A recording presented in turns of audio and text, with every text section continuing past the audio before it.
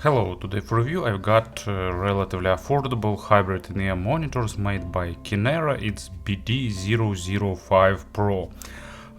Sometimes I'm a bit confused because Kinera has a sister company Queen of Audio, and Queen of Audio uses different cocktail names or god names, and they have some nice pronouncing names for the models. Kinera sometimes also calls their models after the Scandinavian gods, but sometimes they came up with something like BD005 Pro.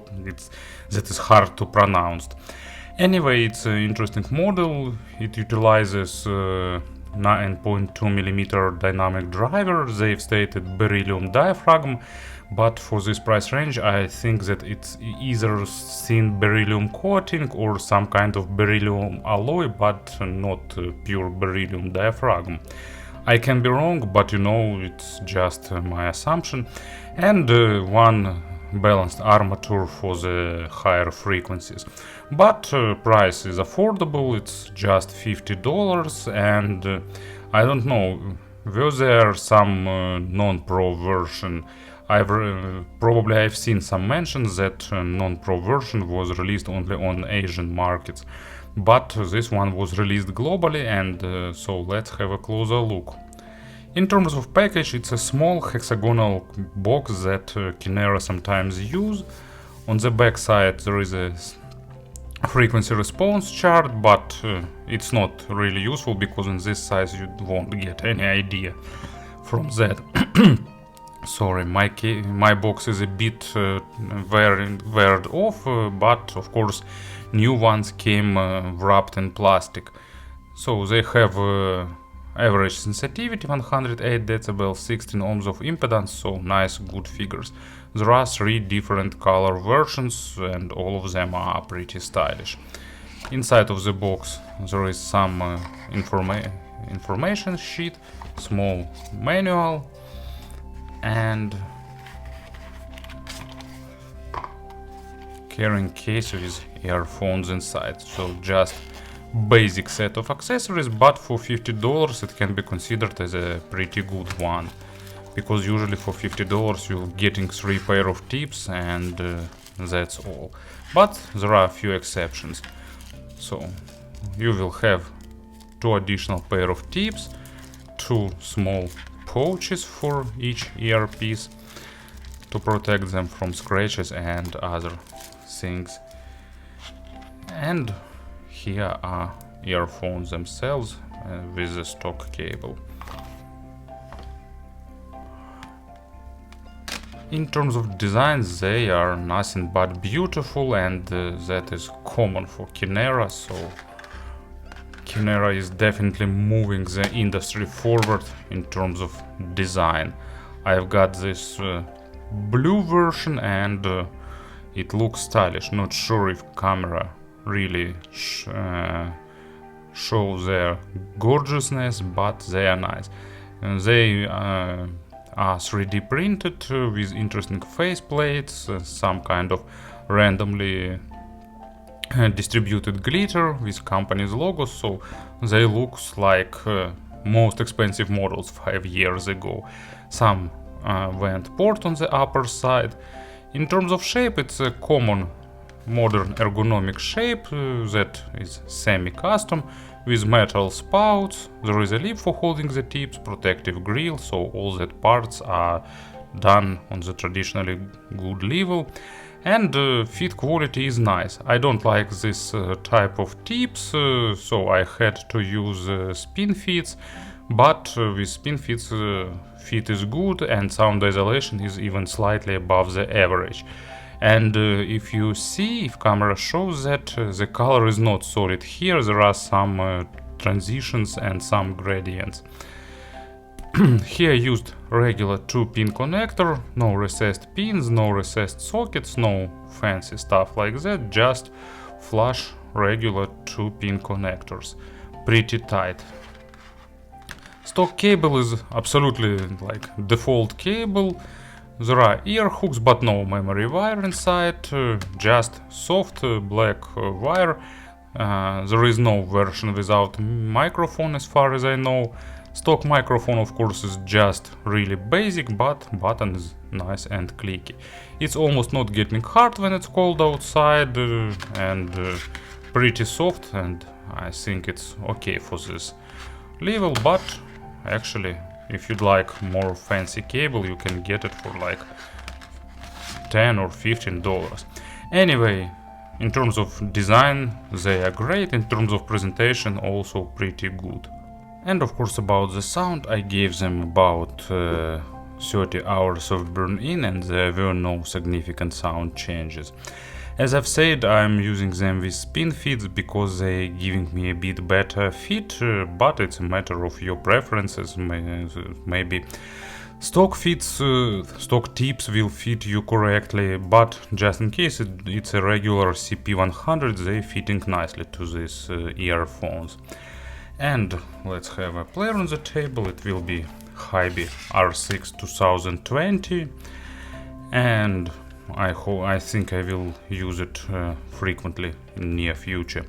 And in terms of sound, it's a V-shaped signature with a bit, let's say, safe type of treble tuning, with not as forward treble as usually done in this segment. So, dynamic driver here is pretty nice, maybe not the fastest one, but with a good resolution, nice impact and slam, pretty powerful. When it came to the necessity to pump a good amounts of air, it definitely does its job well, giving you nice sense of pretty powerful bass. And low frequencies here are accented, but probably not bass head level, just like average typical accent. Main accent is done on the mid bass, but deeper layers of bass are also present. So depth is pretty good, and resolution is normal, so just, good dynamic driver for the affordable in-ear monitors. Not balanced armatures in terms of speed and tightness, but not also bloated and totally warm bass too.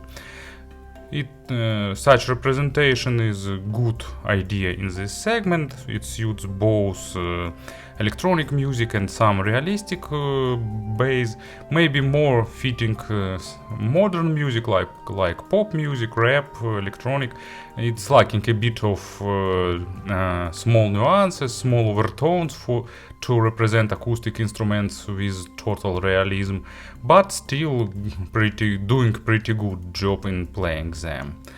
And as an example, I've got 100 Black Coffins from Django soundtrack, and that slow beats sounds pretty good with this model because of good and resonating low frequencies.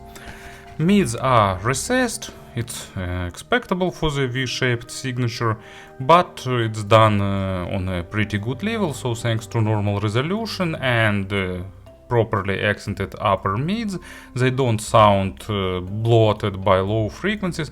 Of course, on bass heavy tracks, lows will dominate over the mids, but with regular tunes they won't do that, and they stay in the place, so control is pretty good.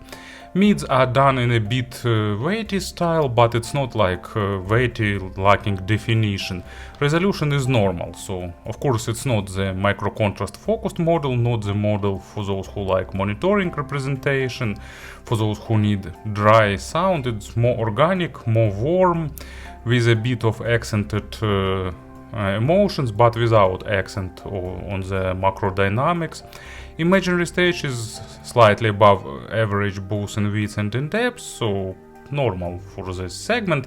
Maybe not the biggest one, but definitely not the smallest one too.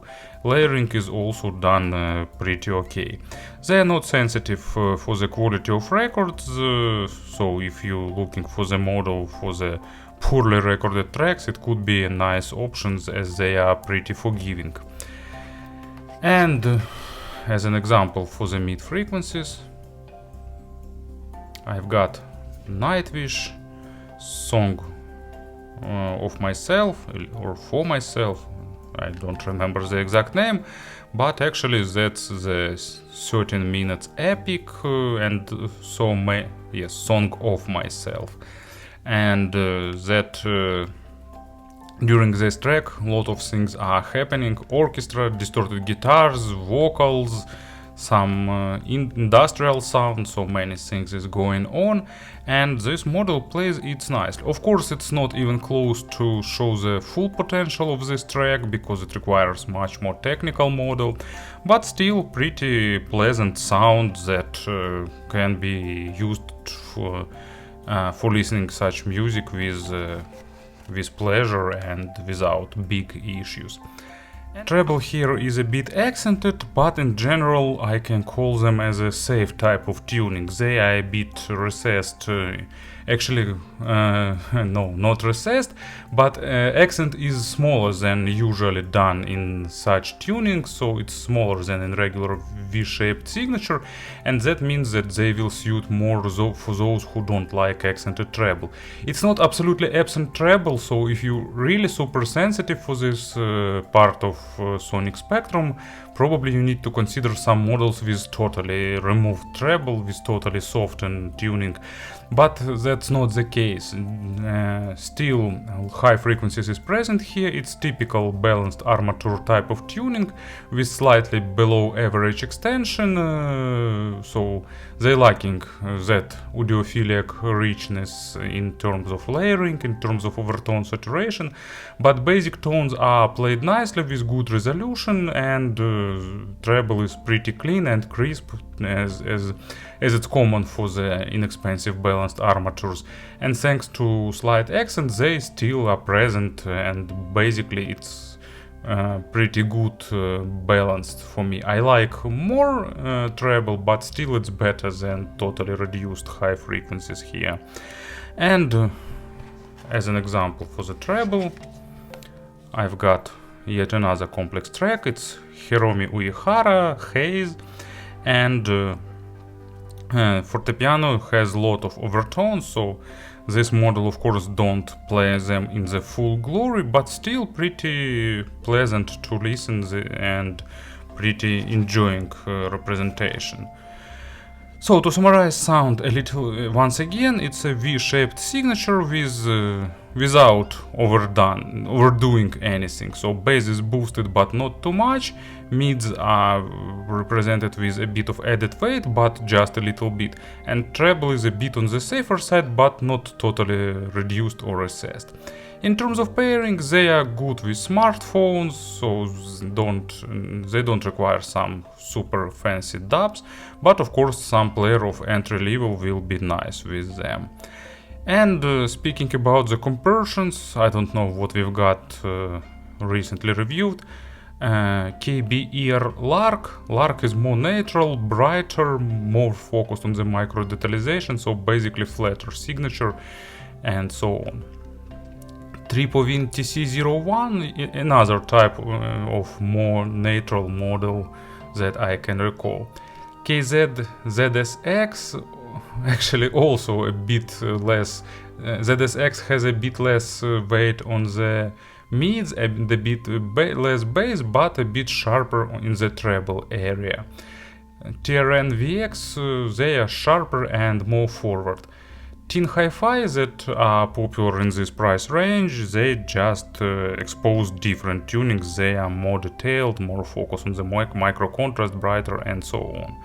So with BD005 Pro, Kinera released nice model for those who like organic and natural signature, but not too warm or too bloated or too muddy and other stuff. And also they look pretty fancy. Thank you for listening, thank you for your attention, and have a nice day.